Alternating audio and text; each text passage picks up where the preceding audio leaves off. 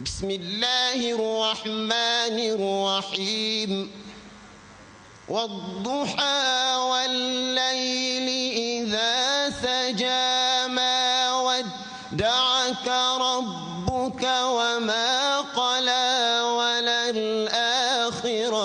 خير لك من الأولى ولسوف يعطيك ربك فترضى. comme niñ ko daan defee weeru koor bu nekk ñu ngi leen di sant seen présence ci conférence bi Mosquée.e di def thème bi nekk la part de responsabilité de la population dans la bonne gouvernance d'un État. di leen yëgal ni président association Mosquée bi moo naroon présider conférence bi waaye yàlla dafa def mu am décès donc fa la dem moo tax tey ñu def keneen mu présider donc conférence bi suñu ñaari xarit mbokk jullit ñoo ñu koy defal kenn ki nekk à ma droite professeur Moustapha Ly enseignant chercheur département arabe UCAD moom dina aborder conférence bi dans le sens de la gouvernance dans l'islam, naissance et rôle finalité.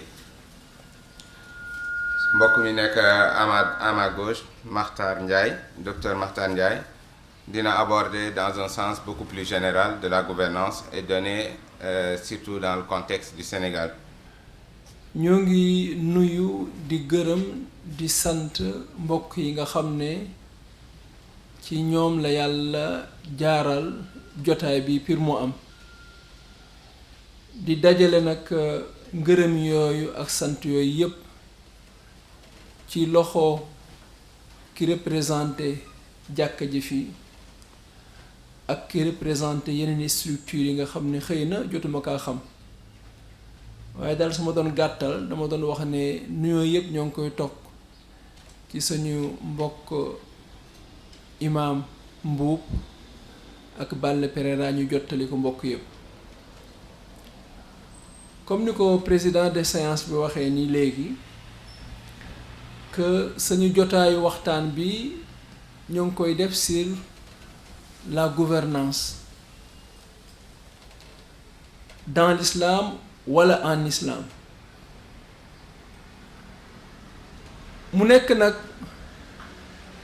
domaine boo xam ne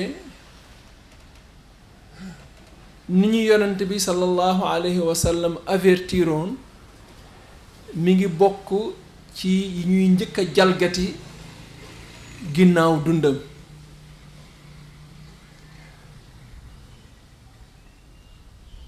souvent ci biir téere lislaam yi suñu koy jàngale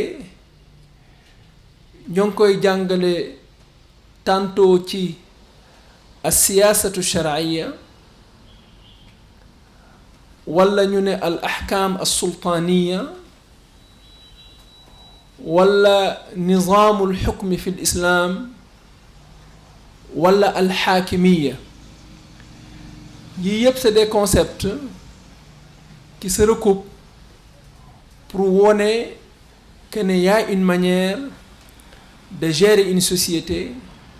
il y a une manière de gérer l'affaire publique. Alors ñu am ci nag des ouvrages yoo xam ne très tôt ci lañ ko élaborer ñu koy tuddee nos classiques dans ce domaine-là mu am ci ñett yoo xam ne sont fondamentaux bu njëkk bi mooy al-Ghiyathi benn boroom xam-xam bu mag au 4e siècle mi ngi bokk ñu ci njëkk bind Maawardi ñëw waaye balaa ñoom ñaar ñooñu am na keneen ku ci bindoon mais dafa bindaale ci domaine docteur Diaw mooy la finance d'une manière générale al-Kharaj Abou Youssouf. Mais le livre a été repris par l'un de ses disciples sous forme d'un tome al-Amwal lii yëpp may wax nag ñu ngi ko bindi au 2e, 3e, 4e siècle de l'Hégire pour wone que ne très tôt jullit ñi jëloon nañu lii en compte. Alors partie bi ñu ma jagleel nag ci waxtaan bi mooy la gouvernance dans l'islam. ñu ngi ko tënk ci ñetti tomb dañ ci essayer wax lu ñu temps bi du ñu permettre. tomb bu njëkk bi mooy naissance et évolution de la gouvernance dans l'islam. tomb bu ñaareel bi les fondements et les caractéristiques de la gouvernance dans l'islam. ñetteel bi c'est le rôle et les finalités de la gouvernance ak une petite conclusion. Voilà les axes autour desquels va s'articuler cette petite communication. Alors maa ngi doon wax ni très tôt suñu boroom xam-xam yi jël nañ ko bi ñu ko jëlee tamit am na lenn luñ ci indi loo xam ne kuy yëraat téere yi di nga xam ne ci lii ñuy dund tey jii lu ñu gaar la du lu yàgg daanaka 1 siècle rek la am soo calculer sañu 1500 ans yi ñuy dund nii da ngay jàpp que ne benn siècle lañ ci dundul ci la gouvernance en islam et c'est récent, c'est à partir du 1922 li ci desoon yëpp bien entendu avec des hauts et des bas toujours ci lii lañ doon dund donc lii lu gaar la te dañuy ñaan yàlla jeexal ko ba ñu delluwaat ci sañ cosaan. Alors gouvernance ci lu gàtt dans l'islam dafa traverser ñetti étapes déterminantes ñun ñëpp xam nañ ne yonent bi sallallahu alayhi wa sallam bi ko yàlla yónnee fukki at ak ñett yi mu def Màkka fukki période la boo xam ne lim ci jàngale mooy defaraat perception nit ki kan mooy yàlla lan mooy univers bi lan mooy doomu aadama lan mooy dund. dañ naan la plupart du temps képp koo xam ne yaa ngi njëkkee di ko defar par s'occuper de sa perception xamal ne lii ñëw dafay yomb parce que bépp jugement de valeur booy apporté par la suite ça découle de la même perception. moo tax ci arab dañ naan al xukmu ala shay'i juz'un an tasawwuri képp koo gis mu am benn attitude bu positive wala bu négative par rapport à une situation ça découle d'une perception. Alors li yonent bi sallallahu alayhi wa sallam fukki at ak ñett yi mu def yépp ça s'inscrit dans cette dynamique là mooy nit ñi nan leen di joxe beneen gisin beneen déggin bu wuteeg bi ñu amoon ba ëllëg ak sibir lépp luñ leen sant wala ñu tere leen ñu def ko. da ngay gis ci période boobu tomb bi ci gënul ëpp solo du façon tawxiid yëpp mais tawxiid bi ci ëppoon solo mooy tawxiidul uluhiyya yàlla bim ñu sàkkee nim ñu sàkkee avec al fitra mooy cette bonté naturelle qui est en l'homme nit dafa baax nit bonul par essence. Comme que dafa baax par essence yàlla moo ko mooñaaleeg loolu am na yenn vérité yi à partir de cette lumière là da koy xam mais am na yeneen yoo xam ne li koy complété mooy al wahyi da ngay gis nag li ñu naan tawxiidu rububiyya mooy daanaka nit ñi d'une manière générale liñ ciy wax wutewul tey jii sooy déglu le chrétien di déglu le juif daanaka seen discours suñuy wax ci yàlla ak màggaayam moom lépp. moom mooy borom kàttan di wax ci yooyu da ngay gis que ne la plupart du temps amul une grande différence mais là où on trouve une grande différence c'est au niveau ci li ñu war a jagleel yàlla moom la ñu ak tawxiid al uluhiyya loolu nag coûté woon na leen lu bëri moo taxoon même waa Makka ñoom dañ doon wax yonent bi sallallahu alayhi wa sallam ni ko alquran nettalee ma na'buduhum illa li yuqarribuna ila allahi zulfa, que xërëb yi ñuy jaamuwuñ leen de parce que dañu jàpp que ne mën nañoo lor, mais dañoo bëgg ñu jegal ñu yàlla. Dépendance boobu, tutorat boobu la Yonent bi sallallahu alayhi wa sallam liggéey ba dindi ko diggante nit ki ak boroomam, nga xam ni c'est direct, amul benn intermédiaire. su dee am na benn particularité suñu ngëm, lii ci l'une de ces particularités la bokk. Alors période boobu yëpp lii moo fa nekkoon. Donc Yonent bi sallallahu alayhi wa sallam ci 13 ans yi amul lu mu posé comme acte buy wone que ne vraiment il gouverne une cité. Mais gis nga bi loolu jeexee, après hijra am, ñu dem Madina. Bi mu eggee, premier acte bi mu njëkk a posé, ça reflétait le début d'une gouvernance durable. ñun ñëpp jàng nañ ci siira que li mu njëkk a def, c'est construire une mosquée qui est différente un peu de nos mosquées d'aujourd'hui, parce que jàkka loo xam ne institution la woon, lépp la doon préparer. Même su dee jamono dox na ba ñu séparer fi ñuy jàngee ak fi ñuy jaamoo yàlla, dañuy jàpp que ne loolu cosaanu la ci jàkk. Et da ngay gis ba léegi dëkk yu bëree bëri jàkk kenn du ko tëj, suñ ci paree am na ñuy jàng toujours. bi mu paree ci loolu lan beneen institution bi mu njëkk a posé waat mooy c'est la fraternisation al uxra, mooy waa jullit ñu jóge woon Màkka ak ñi ñu fekk si fii mu def leen ñu nekk ay mbokkoo goo xam ne à travers l'histoire da ngay gis ba léegi dañ koy tudd. Non seulement nit ñi amoon nañu générosité bu toll que jox nit ki partager ak moom li nga am lépp, mais ki nga koy partager tamit am jom ba du nangu li nga koy jox yëpp, mais def naa la wutal ma fu muy daanee sama doole. ñetteel bi moo doon la codification de la charte de Médine, as-saxiifa bu ñu ko bindee. Alors fii soo gisee as-saxiifa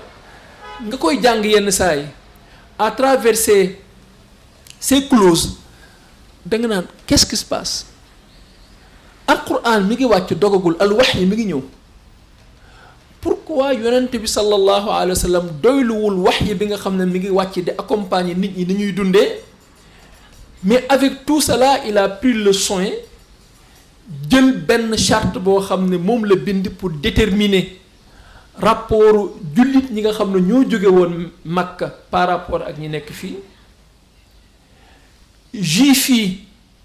ñoom seen biir, mais am loo xam ne c'est réciproque, juif yi wala ñu dul jullit ak jullit ñi lan moo yéwénal seen dund. ñu pare ci foofu mu fekk am na marché bu fa nekkoon, ñi ko dominé woon juif lañu, ak riba bi fa amoon ak tricherie bi fa amoon.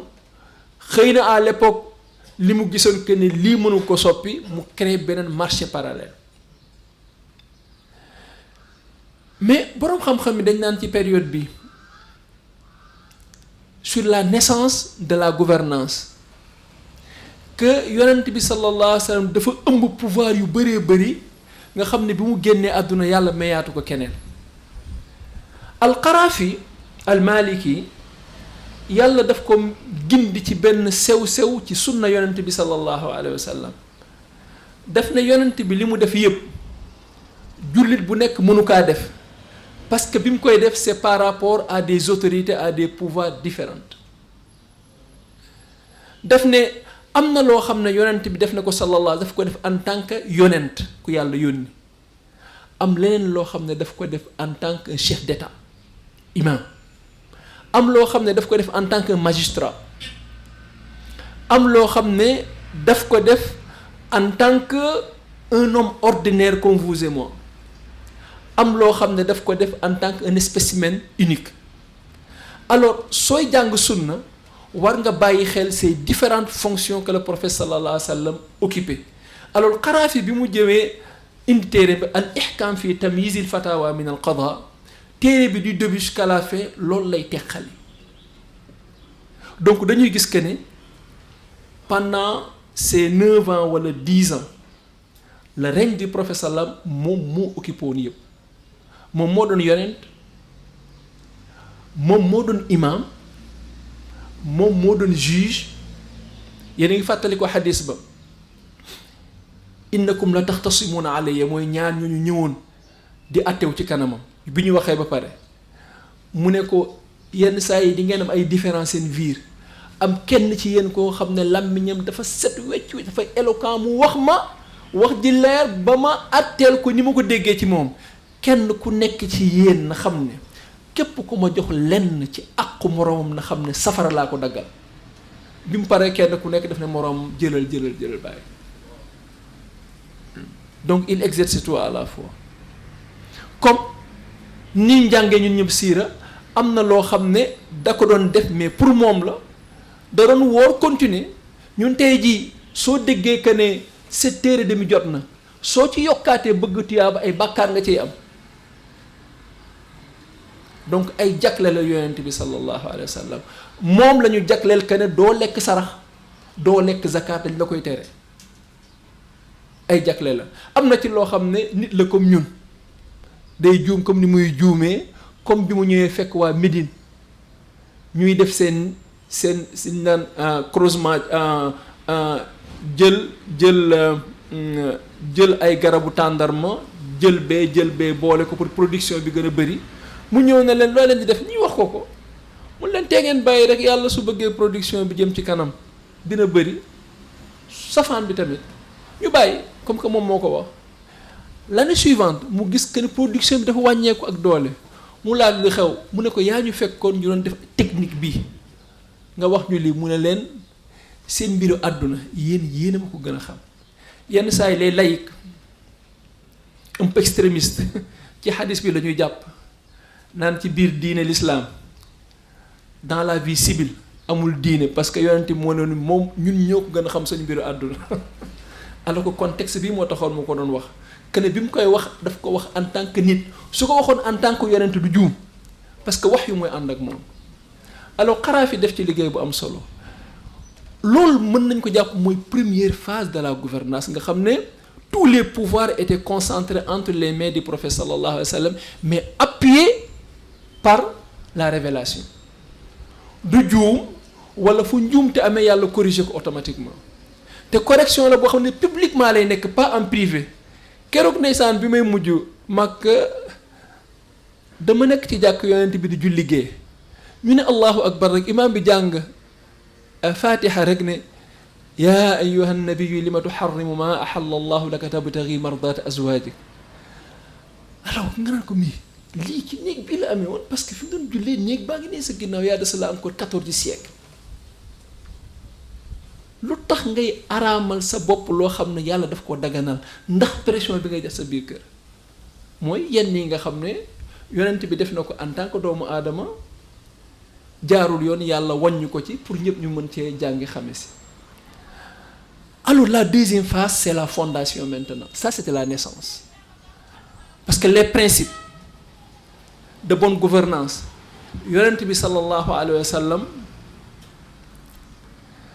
posé na ko surtout en termes de justice en termes de shura lan la nit ñi moom ci loo xam ne ñoom ñoo ko bokk ba balaa ñu ciy tëral dara dañ ci war a waxtaan seen biir am na lu mu ciy jàngale mais jàngal aussi laaye biir mais am na loo xam ne waxu ci daf ko bàyyi nit ñi loolu la ñuy gis ni léegi alors bi mu jógee xajjatul widaa dafa ñëw rek feebar yéen ñëpp yéen a ngi fàttaliku ci siira suñu ustaas doon jàngal waara sa bopp bi ñu jàpp que ne sibiru bu ndaw la avec le temps muy gën a metti rek finalement rasa sama bopp bi loolu jógul ci moom ba noonu la génnee àdduna génn àdduna bu leen xaw a bett parce que soo gisee li ci xew da ngay xam ne lii du tëraay bu yàgg parce que nit dina tëdd tëraay bu yàgg boo xam ne su feebaree yenn wax yi nga xam ne dañuy jàpp que ne entre guillemets se déplacé du ci am te kan la ñu seetlu woon mu waxoon loolu Omar moo waxoon wax jooju ki ñu jàppoon que ni moo gën a fort plus dur parmi les sahaba moom moo jaaxle woon parce que mënul woon imaginer ñuy dund yonent bi sallallahu alayhi wasallam du fi nekk alors bi yonent bi sallallahu alayhi wasallam génnee àdduna li njëkk a posé wu mooy l'accession au pouvoir. yonent bi yàlla subhanahu wa ta'ala moom moo ko joxoon loolu moo ko jox nubuwa mu exercer tous les pouvoirs comme ni ma ko waxoon ni léegi. Après sa mort il n'a désigné personne li fi am rek mooy am na ay actes yu muy posé yu wane que ne xëy na bëggoon na benn mbir waaye defu ko li xikmatin daf ko bàyyi entre les mains des musulmans ñu gérer ko bi njëkk a posé mooy c'est l'accession au pouvoir. C'est le premier problème posé, c'est l'accession au pouvoir. C'est l'exercice du pouvoir et la dévolution du pouvoir ñett yooyu suñuy wax toujours pouvoir politique mooy ñett yi ñoo ko ëmb mooy nan laa ci excès su ma ci excès nan laa koy jàppee bés bu fiy jógee nan lay jógee sama loxo dem ci yeneen loxo yi bien entendu avec détails yi ci am yëpp. Alors da ngay gis bi ci njëkk bi rapidement am na ay faits yoo xam ne am na xëy na temps duñ may ñu dugg ci détails yi ñoo ngi waajal yonent bi sallallahu alayhi wasallam xabaar jib na ne am na ñenn ci waa Médine pas les moindres ñoo ngi dajaloo ci saqifatu bani Saa'ida. Saqifa bani Saa'ida dafay mel ni penc mi ni mu mel nii rek suñu dëkk yu mag yi xamoon nañu penc bu mag bi xëy na famille bu nekk dina am pencam nit ñaa ngi fa daje di waxtaan kan moo war a wuutu yonent bi sallallahu alayhi wa sallam ñoo ngi doon waajal nit am xabaar bu ñëw te ñooñu tamit bi ñuy def loolu ijtihaad la de parce que amuñu benn texte bu leer que ne yonent bi dafa désigné wul kenn. Alors foofu li fa nekkoon nit ku nekk soo nekkee ci ay difficultés pour nga génn ci da ngay xool li nga xamoon li ñu xamoon à l'époque mooy ñetti façon de gouverner yi ñoo amoon bi leen jege woon nekkoon Cham moo doon Syrie chez les Romains c'était la théocratie da ngay doxal nguur gi wan nit ñi que ne lii yàlla moo ma ko jox dañ ko war a accepter comme tel c'est la théocratie moo tax boobu amuñu ko ci diine boobu moo fa amoon. beneen bi de l'autre côté moo doon les Persans mooy Iran actuellement fi mu nekk nii c'est les dynasties mag moo fiy jógee rakkam jël wala suñu jëlul système boobu baay moo fiy jógee doom jël doom kooku jël muy dem système dynastique wala nga am système despotique bi amoon moo doon force ñëw préparé wu dal ci benn cité xeex ak ñoom wañ seen loxo noot leen installer sa nguur ñetti façon yi ñoo amoon mais fii l'originalité de leur contribution réside dans cet apport là lan la ñu def ñoom dañoo dellu ci peuple bi très tôt te dinaa ci taxaw lu yàgg ñaari ñu xam ñëpp su ma ko doon dajale parce que soo ci nekkee temps bi du ma ko permettre ci diggante seen reñ boobu am nañu ñaari façon al bay'a wa wilayatul ahd al bay'a mooy nit ñi jaayanteeg yow Médine lu tuuti la woon mais avec le temps ci biir jaayante boobu boroom xam-xam yi génn nañu benn concept ñu tuddee ko ahlul hal wal aqd li ñi ko constitué woon ahlul hal wal aqd parce que saxaaba yaa ngi dem nànk-nànk mooy kibaaru saxaaba al ashara al mubasharuna bil janna mooy fukk yi nga xam ne yonent sallallahu alayhi wasallam wax na leen yàlla dig na leen àjjana kibaaru saxaaba ñoom ñoo ko constitué woon mooy amul dara luñ doon def foofu te ñooñu duñu am seen kàddu buñ ciy wax Abu Bakar élire nañ ko ci circonstance yi ñu ko élire le surlendemain invité nii ñëpp ci biir jumaa ji ñu confirmer ko li ko Omar defaloon ci Bani Saqifa moo tax bi mbir moomu jeexee Omar du jóg di wax ci nit ñi que bu leen jàpp que ne li xewoon Bani Saqifa kaanat falta que ak rëcc-rëcc la woon déedéet du woon ak rëcc-rëcc parce que foofu la intérêt bi nekkoon, foofu la maslaha bi nekkoon. Parce que situation bu ni mu demee woon benn nga bàyyi leen ci li ñu nekkoon ñu élire kenn koo xam ne am nañ ci droit xëy na ñeneen indi élire keneen mu nekk benn fitna boo xam ne kenn du xam fi mu yem. Mais fii li fi doy waar moom mi jëloon initiative boobu def loolu bi ñu ko jamee ni mu procédé da ngay xam ne lii ce n'est pas spontané mais lu mu mûriroon la. xam nga ku ñu jam ngay dem di julli ji yaa ngi nàcc tu prends le soin de constituer un collège électoral constitué de 6 personnes plus votre propre enfant Abdullah ibn Omar pour les départager en cas de comment dire d'égalité de voix. Xam nga ku def loolu du koo xam ne yaa ngi métti mais dafay nekk loo miriroon la. Alors Abdourahman ibn Awf dafay wax mu ne bi Omar gaañoo ñi jàppoon que ne dañuy postuler ñëpp retiré wu sur les 6 ba mu des Omar ba mu des Ali ak Ousmane mu ne dama leen ne ñoom ñaar nañu toog seen biir kër bu ñu génn. Pendant 6 jours mi ngi ci biir Médine di laaj nit ñi mais kenn ku nekk ak ni mu lay laajee ki nga xam ne boroom xam-xam la boroom dayoo la su ñëwee da lay laaj sa xalaat nga jox ko ko xam nga ñëw nit naan ko maa ra'yu ko sa xalaat jox ma sa xalaat bokkul ak ki nga naan ko diw ak diw kan moo la gënal. Donc ñi nga xam ne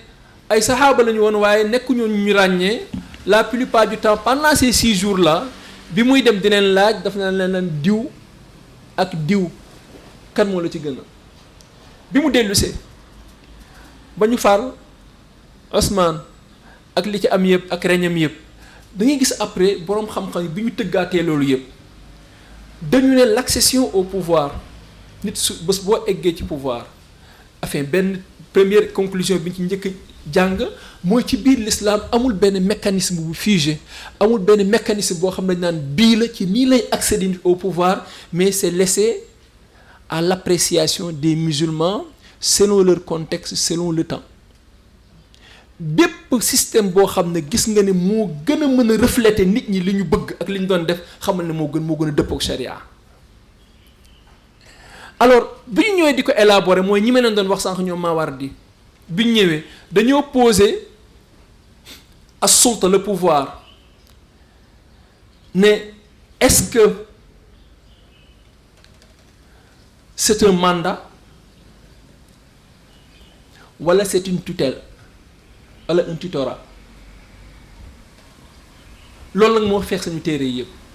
mooy soo nee pouvoir bi may exercer pouvoir la boo xam ne sama àq la su boobaa dañ naan baynal wilaaya wal wakaala al wilaaya mooy baay bu nekk kilifteef gi nga am sa njaboot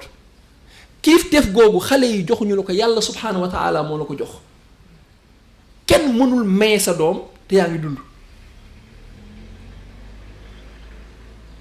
sa soxna ak fonction yu mën a occuper ci biir kër gi yow yaay kilifaam kooku yàlla moo la ko jox du moom moo la ko jox loolu la al wilaaya soo ne al wakaala mooy yow de moomoo amoo mais dañ laa dénk dangaa war a doxalee comme ki la dénk ni mu la ko sante un mandat mais da ngay gis su amee ñenn ñoo xam ne am dañuy approuvé bële da ngay gis que ni li gën a bëri ci borom xam-xam yi deuxième bi lañ naan que un pouvoir c'est un mandat quelque chose qui vous revient de droit danga kaa war a doxalee selon nit ñi ni ñu bëggee nga exercer ko mayeme de foofu xëy naa ci dellu si waat mais da ngay gis que ne ci période boobu suñ doon tirer des conclusions contribution bi ci ëpp solo bi ñu ci defoon mooy jël la source du pouvoir le remettre à la population ou bien à la umma que nit ñi ko fiy fal ñoo lay fal naam xadaran dañoo gëm que ne amul ku fiy am dara dul yàlla subhaanahu wa taala moo ko dogal mais képp koo xam ne am na luñ lay takkal comme ndomb tànk wala am na pouvoir buñ lay jox nit ñi ñoo la koy jox du ay jinne du ay malaaka du keneen lépp nag dafay nekk benn qada wa qadarillahi subhanahu wa taala. loolu c'était la plus grande contribution au 7e siècle de l'ère chrétienne. Et je répète en persistant que bi ñuy def loolu àdduna bi xamul woon lu dul ñetti façon de gouvernance yooyu rek doole la wala yàlla moo ma ko jox wala dama kaa doon. tey jii jamono ji dox ba voilà tey jamono di dox ba ñu gis que ne tey jii nit ñi gën a baax ci àdduna bi dañuy tendre vers ça. nan la ñuy fexe ba nit ki lépp looy amati ci ndomb tànk ci population bi lay jóge ak loolu nan lañ koy mën a ñoŋalee defe ko defin boo xam ne dafay refléter vraiment leurs attentes que kenn du entaché wu ci benn fraude ci benn manipulation. da ngay gis que ne tey jii nit ñi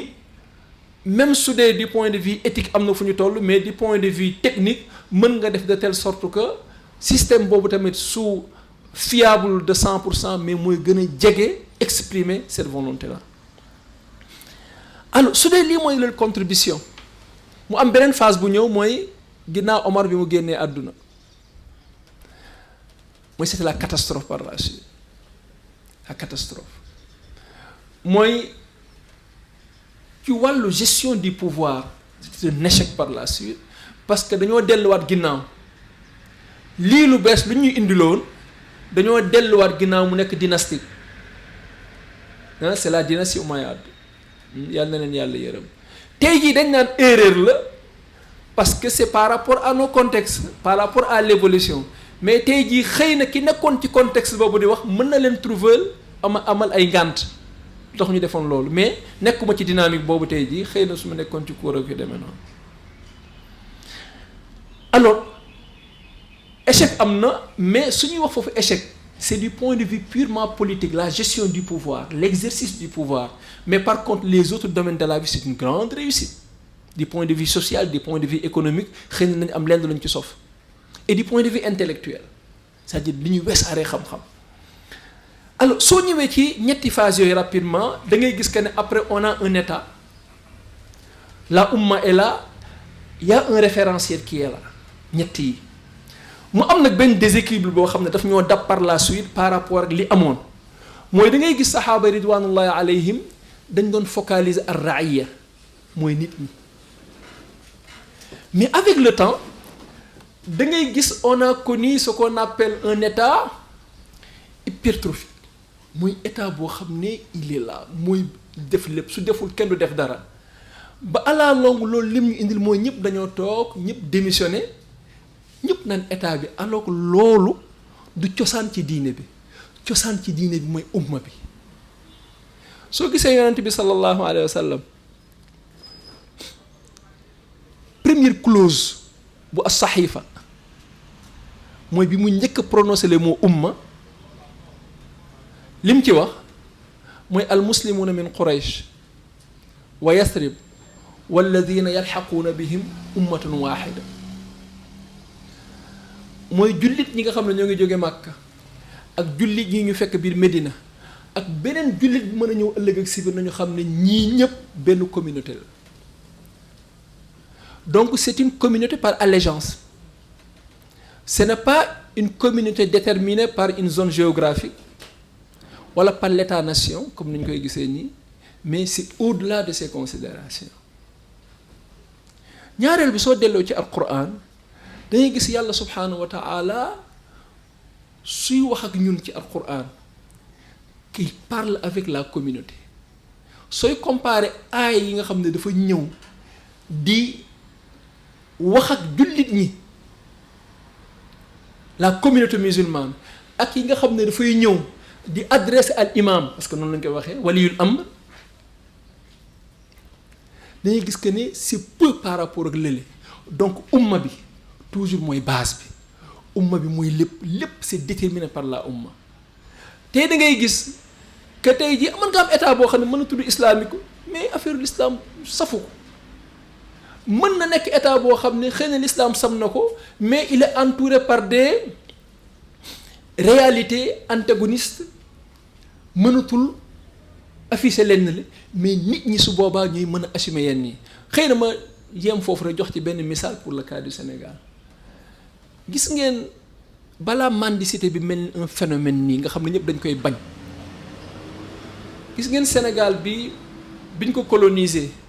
la population ni mu adopté daara su daara desee tey Sénégal amul benn état bu ko mën a jël en charge ci li ñu xam kay état nation mais population bi la communauté musulmane ñoo ko mës a jël en charge à travers ay ndeyu daara à travers nga jàng midi ba mu jot nga jël sa pot dem dugg yelwaani kër gi ñu may la lii kër gi ñu may la lii am na ku la jox saabu fóot léegi la mbir mi nekk benn business ñëpp di ko dénoncer et ñu war kaa dénoncer war kaa xeex mais am na lu fi nekkoon loo xam ne gis que ni communauté bi nga ko mën a jël en charge kenn mën ko jël en charge alors état su amee am na ay limites am na yoo xam ne moom lañ ko sant am na ay sanctions yoo xam ne am na ay vérifications yoo xam ne am na ay suivi yoo xam ne c'est l'état al imam lañ ko sant da ngay gis sañu ouvrage yi dafa leer nañ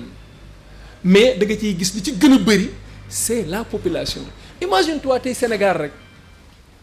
en tant qu'une partie de cette umma yàlla mayoon ñu rek ba amatul indifférence à l'égard de ce qui est anormal mooy doone du man rek wala man bokkuma ci comme ni ñu koy gisee xaw ma ndax temps bi dina ma ko may al amru bil ma'ruf wa nahyi anil munkar nga xam ne yàlla bi mu koy wax yëpp ce n'est pas l'état ce n'est pas l'imam c'est la communauté mooy lu baax nga ciy woo nit ñi lépp loo xam ne aw safaan la nga war ko xeex mooy dans cette religion là amul indifférence surtout par rapport à la chose publique amul da ngay soppi di wax yenn saa yi soo mënul wax mu naqar la sa xel mais ñun di tic au tac tey jii li am di tic au tac am na ñuy naqarlu seen xel tuuti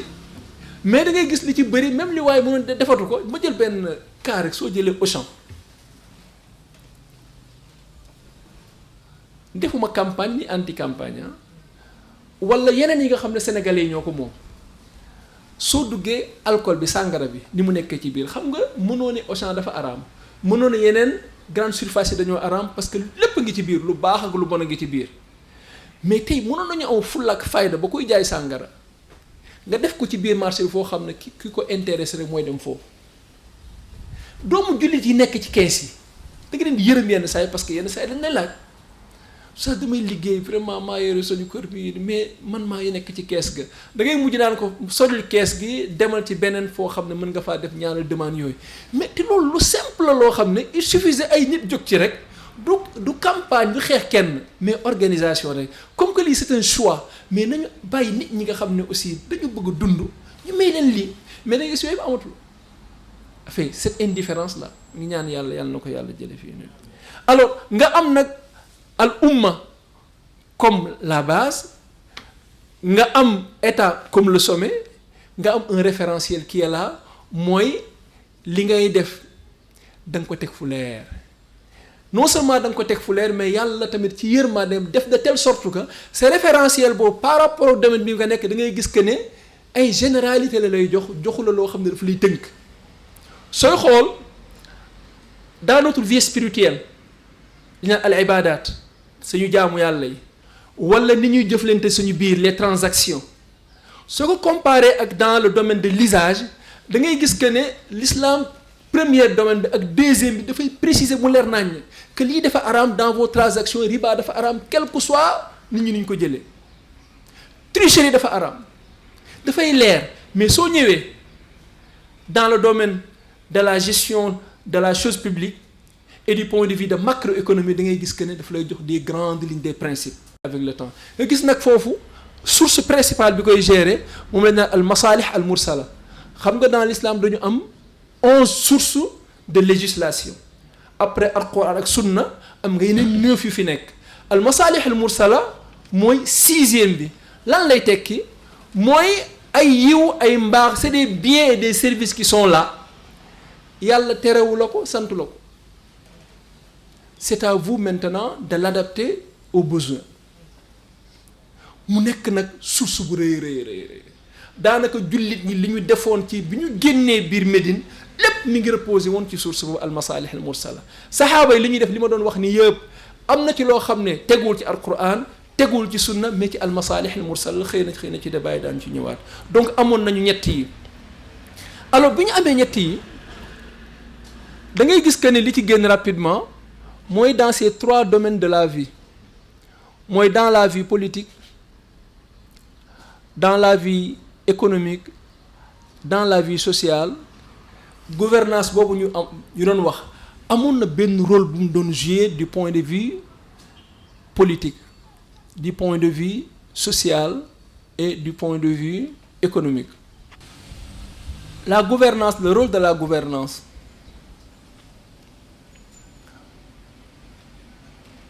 pour la gestion du pouvoir et ses finalités bi ci njëkk da ngay gis al amn, c'est la sûreté, al amn wal afiya ñoom ñaar la ñuy boole, la tranquillité.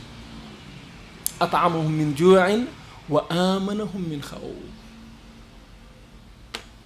mooy amoo dara loo mën a def su jàmm amul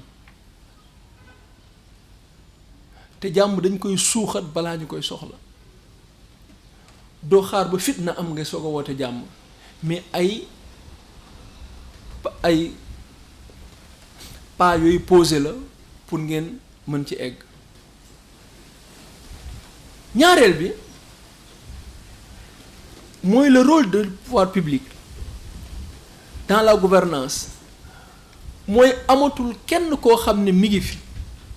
di aspirer am benn ndombo tànk ci li nga xam ne nit ñi ñoo ko moom lu dul mu jaar ashura wa amruhum shura baynahum aaya bi moo gën a yaatu moo gën a général ci lépp loo xam ne dafa ñëw ci consultation diggante nit ñi loo xam ne ñoo ko bokk nit ñi lépp lu ñu bokk balaa nga ciy jël dara jox ko keneen parce que soo ci jëlee dara jox ko keneen mooy am na ci ay pouvoir yoo xam ne keneen amu ko loolu nag balaa muy am il faut mu jaar ci ashura wa amruhum shura baynahum loolu c'est fondamental. Donc képp koo xam ne tey jii yaa ngi exercer pouvoir da nga nekk ci benn parti laïque mais nit ku baax nga vice versa soo delloo suñu ouvrage yi da ngay gis point focal bi boroom xam-xam bi di concentré wu mooy la gestion des biens que le responsable musulman qui s'identifie à un régime islamique kenn du ne ku baax la parce que dafay julli guddi kenn du wax ku baax la parce que dafay woor lu bari kenn du wax ku baax la parce que dafay nemmeeku nit ñi mais fi ñuy mbaxee mbaaxam ak fi ñu koy apprécier mooy li nit ñi bokk nan la koy gérer dafay dellu si toujours mooy benn constance mooy nit ñi li ñu bokk parce que mu nekk lu difficile surtout contre le népotisme mooy ñi la jege sa propre famille say xarit effectivement am na loo yàlla mais mën nga cee maye mais gérer un état alal ji dafa bëri et ni nga mën a def nit ñi des richards d'une manière anormale bëri na bëriwaay goo xam ne mën na bañ a nekk jox xaalis sax mais exonérer nit ki rek ci ay taxes yoo xam ne daf ko waroon fay mën na ko may loo xam ne c'est kenn xamul ni mu toll te xëy na amoo ci droit foofu ma daane la foofu rek ma benn illustration rek. ñaari doomu Omar mooy Abdullah ibn Omar ak Ubadillah ñoom ñaari doomam la dañu jóge Médine nekk ci benn armée pour dem Irak au cours de la route ñu jaar ci seen xaritu papa Abu Moussa al-Ash'ari moom moo doon gouverneur Basra en Irak mun leen yi de samay doomu xarit lañ jàmm sante ak ñoom ba pare ne lan nag laa mën a def tey pour teral leen mu ne maa ngi fi yore benn xaalis boo xam ne seen papa laa ko war a jox est-ce que bëgg ngeen ma jox leen xaalis bi ngeen jënd ci ay marchandises Irak soo leen demee Médine ngeen jaay ko ngeen delloo seen papa capitalam ngeen jël seen bénéfice ñu ne ko waaw soo defee loolu kay neex nañu mu jox leen alal ji dafa bëri woon bi ñu demee ba egg wax ko seen papa jaay ba pare jox seen papa capitalam papaam seen papa ne leen est-ce que ñi nekkoon ci armée bi lañ ko defal ñu ne déedéet mu leen indi leen lépp fii. Abdullah ibn Omar ku baax la woon mu dafa noppi Ubaydillah moo ne papa lu tax nga jël ko mu ne ko parce que daf leen defal lii samay doom ngeen. mu demaat wax ko loolu Omar bañaat am na ku nekkoon ci jotaay bi ne ko Omar ij'alha mudaaraba mooy au lieu ngay nangu bénéfice bi yëpp ci ñoom defal comme ki nga xam ne dafa nekkoon en partenariat avec quelqu'un ngeen dem liggéey gagné ngeen war a partager seen bénéfice Omar jël moitié de leur bénéfice yóbbu ko baytul maal bàyyi leen ñu dem. Alors gis nga exemple Omar parce que li mu régné la ak personnalité am da ngay gis que ne Ubaydillah fil amwaal ci livre am boobu mu bind au 2e siècle du point de vue économique daanaka du weesu ñaari page du dul tuddul Umar ci ay prise de position ci amoon ci yu mel nii mooy yenn saa yi egg na ci clairvoyance foo xam ne daf naan fii du ma appliquer texte bi parce que fii appliquer texte bi nekkul intérêt jullit ñi keroog bi ñu ubbee ma daanele foofu président de séance keroog bi ñu ubbee Irak c'était fertile iraniens yi ñoo ko mës a dominer jël seen armes yëpp indi ko foofu des terres fertiles moom la ñuy tuddee ci sawaadu Irak gis nga keroog bataille bi ñu amee balee persan ñu vaincre leen mu nekkaat un nouveau tournant dans l'évolution de l'islam mooy bii mujaahidu ni ñëwee kenn ku nekk war a jël sa wàll ci butin bi votre part du butin parce que yéen a jëf xare bi yéen a gagné te yàlla moo ko séddale yasalunaka anil anfal qulil anfalu lillahi war rasul Omar def ne du ma ko séddale ni ko yàlla waxee ci alquran foofu sooy lire qissa bi léegi Bilal keroog ni mu agité am na ñuy wax naan Bilal daf ko def parce que dañ ko xañ alal déedéet Bilal dama jàpp que ni fu mu eggoon degré de compréhension mooy Omar mi ngi def loo xam ne dafa waroog li yàlla santaane ci nañ ko séddale Omar ne du ma leen ko séddale parce que su ma leen ko séddalee alal yu bëri ji c'est des fonciers arabes bëri mu ne su ma leen ko séddalee dafay di seen biiri doom ku dee say doom moo koy doom mu ne suuf si du ma ko jël ci ñu ko doon béyee des cultivateurs irakiens dama koy bàyyi seen loxo mu créé naan alxaraaj benn impôt la di ko jigéen di ko def baytul maal kenn ku nekk mu jox la salaire fan la ko justifié fa maza sa adaw li ajyal qaadima que tey jii su ma ko defee nii mooy toutes les générations qui vont se succéder kenn ku nekk da nga ci am lenn loo ci am loolu dafa bëri ci gestion Omar à la fois ni mu doon privé enfin pas privé boppam mais du jël lu dul li xam dafa dagan mais surtout népotisme mooy li ñu naan say jegeñaale nga favoriser leen comment dire au détriment des autres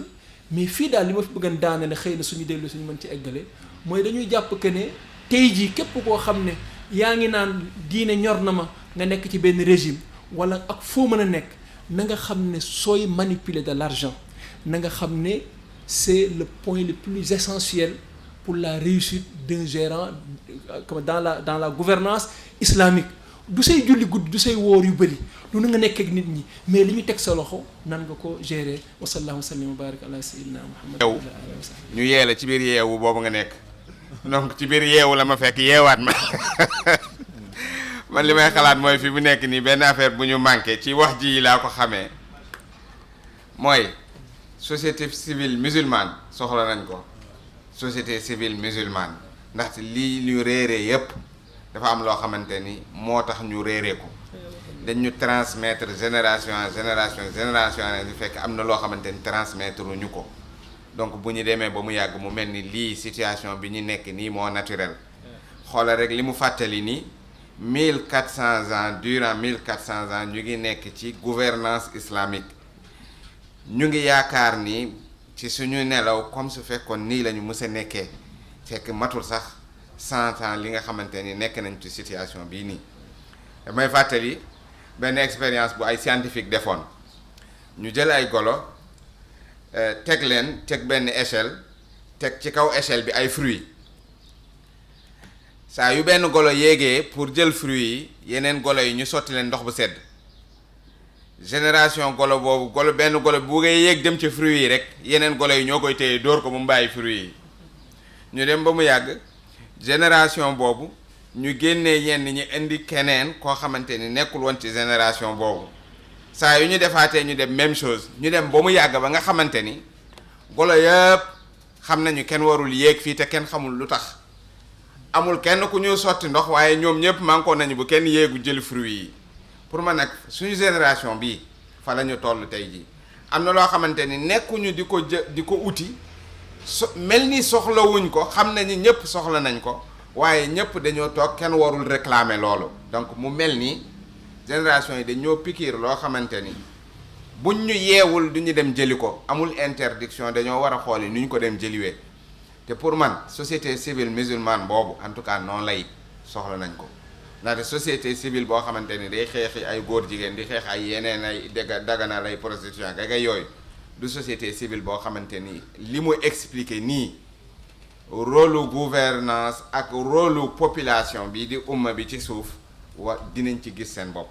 donc jazakallah xayran am na yoo point yoo xamante ni dëgg-dëgg ñaanoon naa yàlla mu zoomel ñu ci jaar na ci kaw ni xëy na jàpp na ni temps bi moo gàtt waaye weeru koor la ñu nekk loo ci mën a zoomer rek zoomer ci ndaxte loo xamante ni la xëy na jàpp nañu ni ñu bëri xam nañ ko waaye connaissance perdue la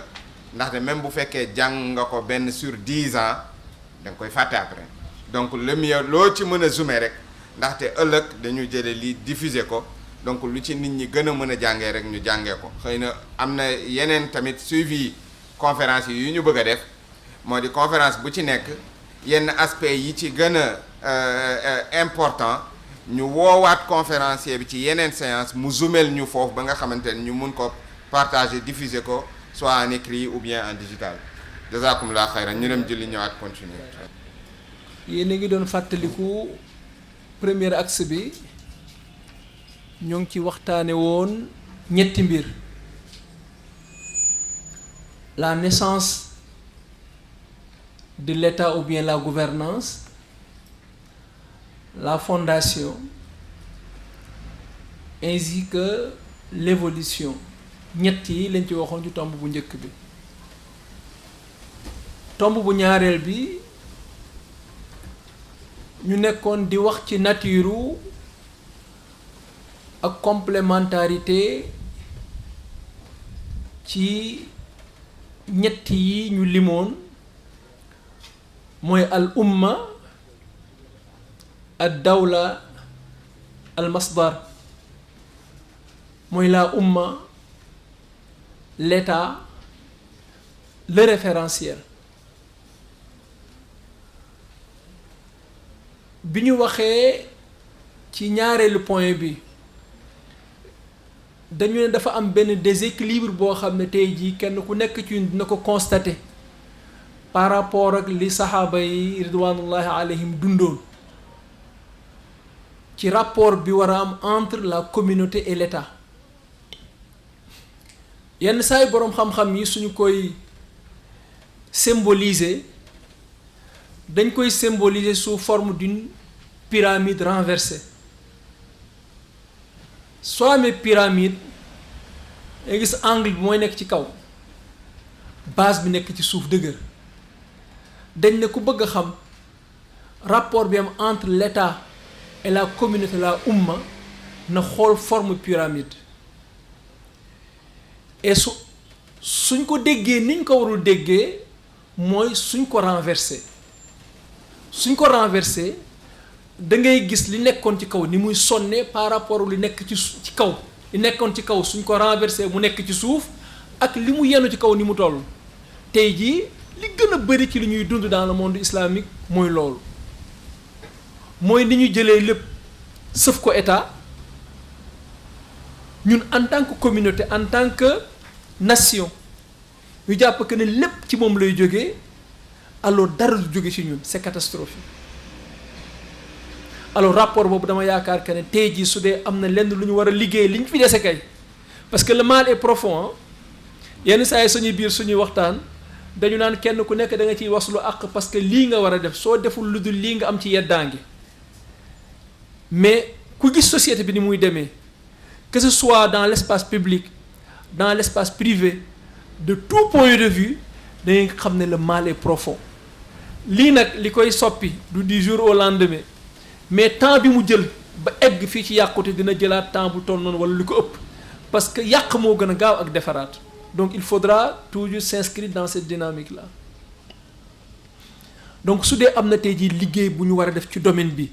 dama jàpp que ne delloo nit ñi perception normale bi ñu war a am ci seen nekkin par rapport ak état léegi nag état bi ñu amoon tamit liñ ci waxoon sànq mooy premièrement amuñu un état dans l'islam dans la gouvernance amoo un état religieux amuñu ko amoo un état religieux comme ni mu amee woon en Moyen Âge ñun amuñu ko état bi ñu am c'est un ensemble d'institutions ay institutions yoo xam ne nit ñi ñoo def ijtihaad ba gis ko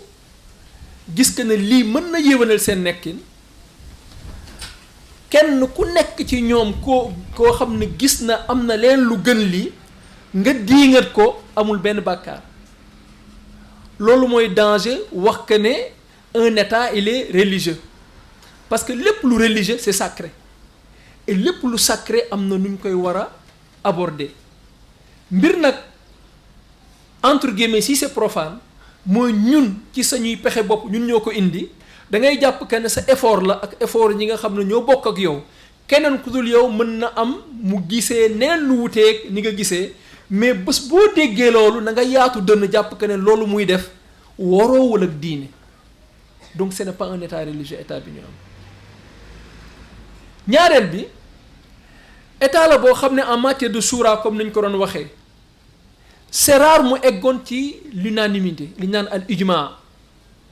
mooy mbir am ñu bëgg a def dara ñun ñëpp ñu dëppoo ci saxaaba yëpp dëppoo ci lu néew la am ni mu néewee moo tax mu mujj nekk benn source ma ne saxaaba yi ridwanullahi alayhim ñoom ñëpp su mbir teewoon te amul atte ci biir alquran amul atte ci sunna yonent bi sallallahu alayhi wa sallam su ñu defee seen concertation kenn ku joxe xalaatam que nii lañ ko war a résoudre su dee am na consensus loolu dafay mujj am benn puissance juridique ci toutes les générations qui vont se succéder par la suite loolu nag su amul l'unanimité su amul c'est la majorité al aghlabiya donc jël ay décisions état jël ay décisions par rapport à la majorité lu légitime la ci biir charia et da ngay gis majorité boobu fu mu gën a amee ci biir diine loolu ñu gën kaa fonk gis nga suñuy définir alquran daf ci am benn tomb bu ñu koy définiree mooy alquran nazala bi tawaatur mooy ay mbooloo ñoo ko dégg ci yonent bi sallallahu alayhi wasallam tari ko ci moom ay mbooloo dañ na lépp loo xam ne mbooloo mën na ko déggandoo tari ko beneen mbooloo jël ko ci moom beneen mbooloo jël ko ci moom yeneen mbooloo jël ko ci moom dañ naan lii moom c'est une source sûre loolu ak tawaatur lu ñu bàyyi xel la ci biir diine même sunna yonent bi sallallahu alayhi wa sallam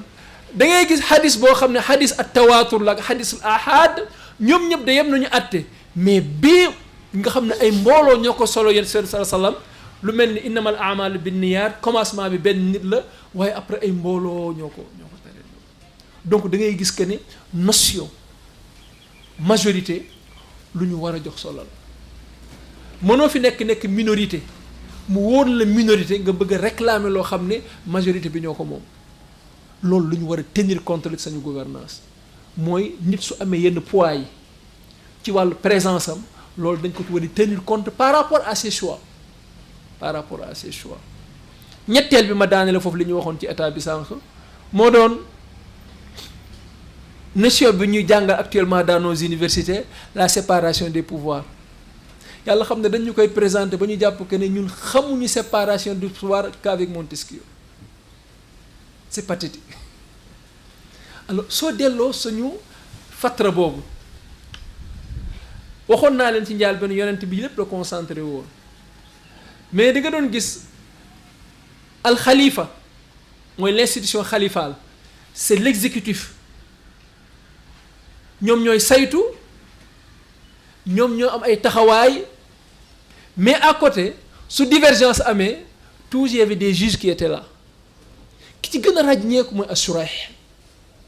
kon ci juges yu gën a ràññeeku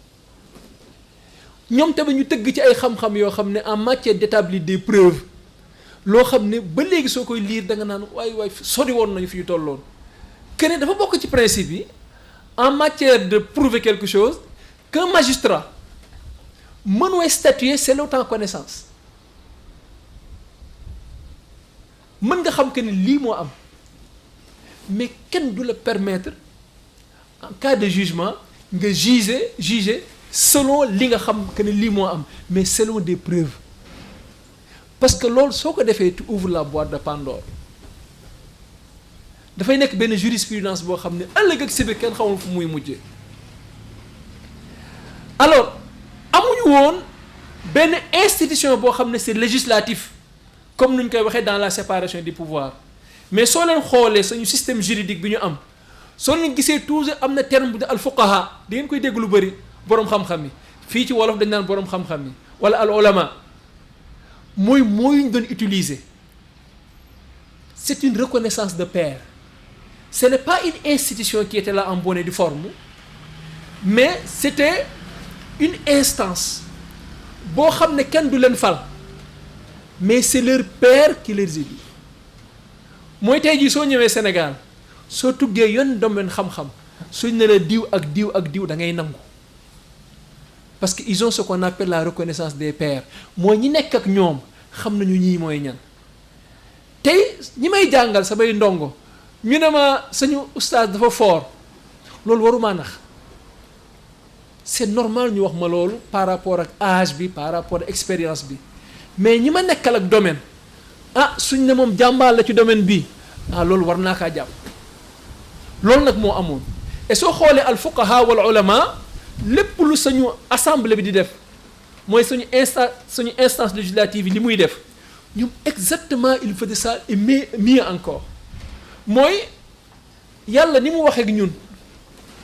yonent bi sallallahu ni mu waxee ak ñun dafa soxla ñaari mbir mooy ku ko dégg déggin bu yelloo ko niñ ko waxee ak bés boo koy appliquer nga appliquer ko application bu dëppoo ko li ci yàlla namoon ñu def ko loolu nag boroom xam-xam yi la ko yàlla may et da ngay gis que ni suñu ouvrage yu ñu liggéey yépp ci fiqh ci période boobu la commencé imam Malik sans qissa bi ma leen di wax ni ci doomu Omar mi ngi ci mottali imam Malik mooy suñu premier ouvrage boo xam ne tey ji soo koy wax ci ñi liiru suñu civilisation bu baax dañu jàpp ni lu ñu bindoon la mais imam Malik da doon toog di dicter livre bi bu njëkk ba noonu ngay jàng da ngay ñëw jàng ci sëriñ mu dicter la xam-xamam nga yóbbaale ko dem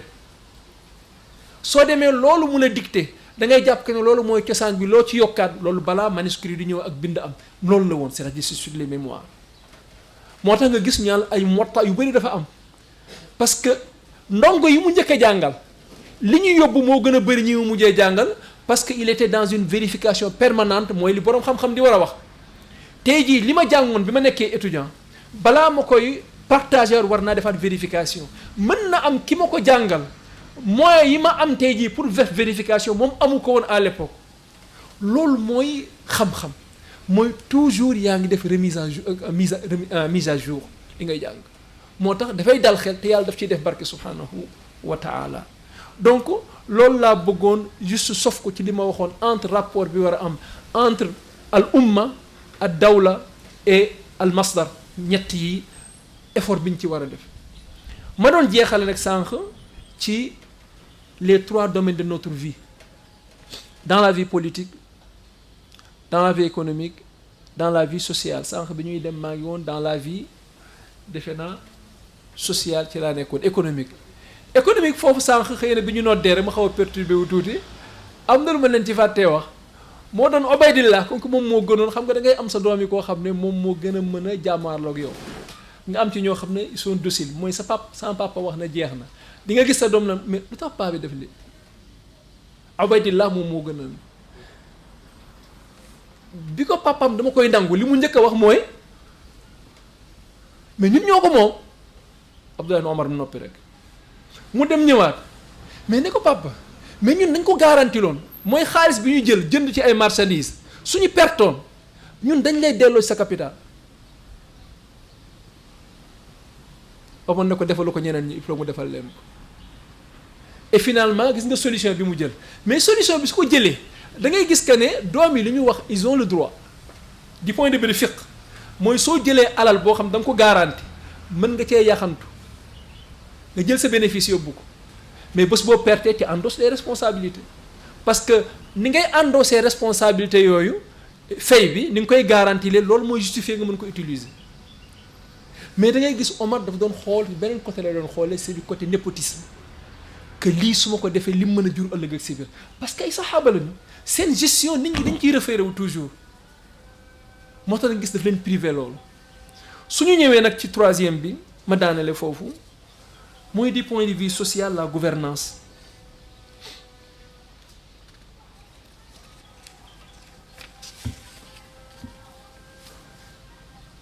sauvegarder les libertés affaire yii yëpp même yenn saa yi soo koy tudd da ngay xaw a jaaxle tuuti da nga naan est-ce que su ma ko tudd duñu ne man damaa jële ci ñële rek bëgg kaa coller fii rek mais soo indi illustration yi rek nga xam ne da di lii dafa cosaanoo ci ñun ci biir këru yonent bi sallallahu alayhi wa sallam ñaata yoon la yëkkati ay mbir ay jabaram opposé ko du fi am ngay discuter benn bés jabaru Omar soxna yu Omar baal leen ma nee na Omar yow ni nga mel nii ci kër gi pourtant yonent bi mel noonu ci ay soxnaam mu njëkk ci doomam Hafsa laaj ko soxna ne tekk noppi ndax lii sa yaay wax ka da ngeen koy def yoon da ngeen koy def mu ne waaw mu dem ci Aïcha lu ma ko mujjee wax daf na ko yow duggal lu sa yoon nekk li sa yoon nekku ci mooy dans la société musulmane wala al hiqba ar rachida pour nga wax mbir nit ki opposé wu ngeen discuter te loolu du indi animosité du indi nga éliminer ko du indi nga taxer ko wala nga accuser ko c'est lu normal la woon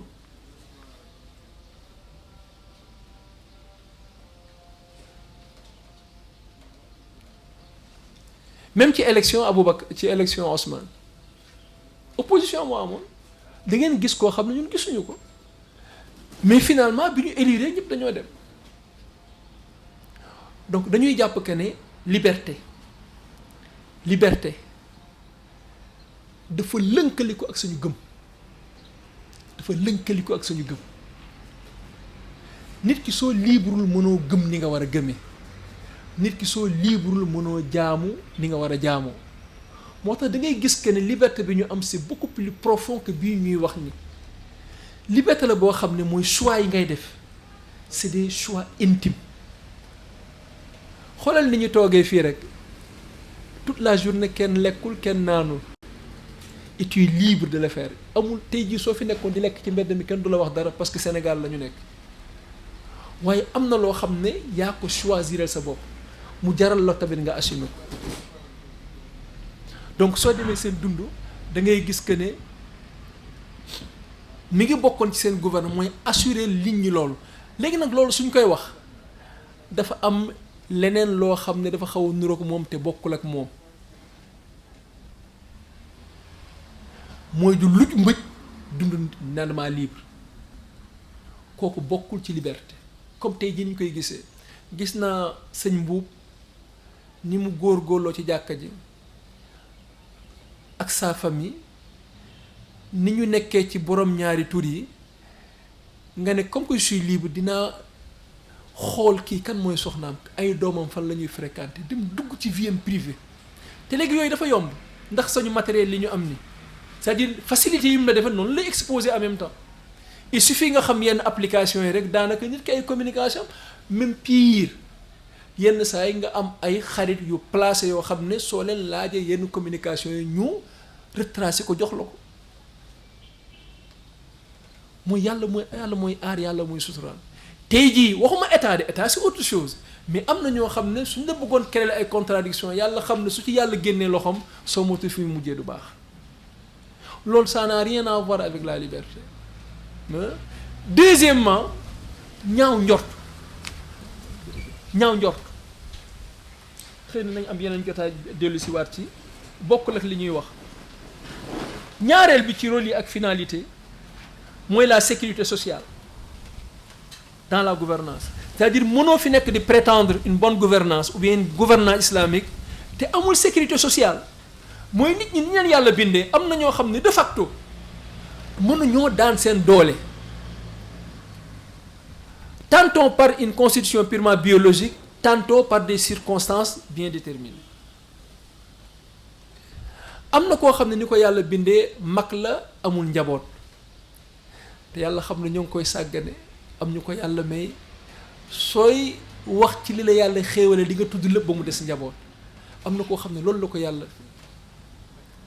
te amul lu gën a ñeewantal nit koo xam ne yaa ngi jëm mag amoo njaboot gu la wér, mooy ay jàmbur rek ñoo la wër. am na koo xam ne feebar dab na ko, kii mënatul gañe sa vie. am na koo xam ne yàlla subhaanahu wa taala moo yemale wërsëgam, mooy il vit au jour le jour, mooy bés bu liggéeyu du lekk. am na tey ji ñoo xam ne yàlla xam ne tàllaluñu loxo, kenn xamul leen dara parce que ñoo ngi mën a jóg xëy dem liggéey, mais il suffit mu am feebar mu daw ci biir famille bi sa sutura commencé xaweeku lepp wax nit ñi parce que c'est coûteux. alors loolu da nga doon gis dans la gouvernance dañ ko doon jël en charge à travers am na lu zakat doon def, mais al waqf au passage la haute autorité de waqf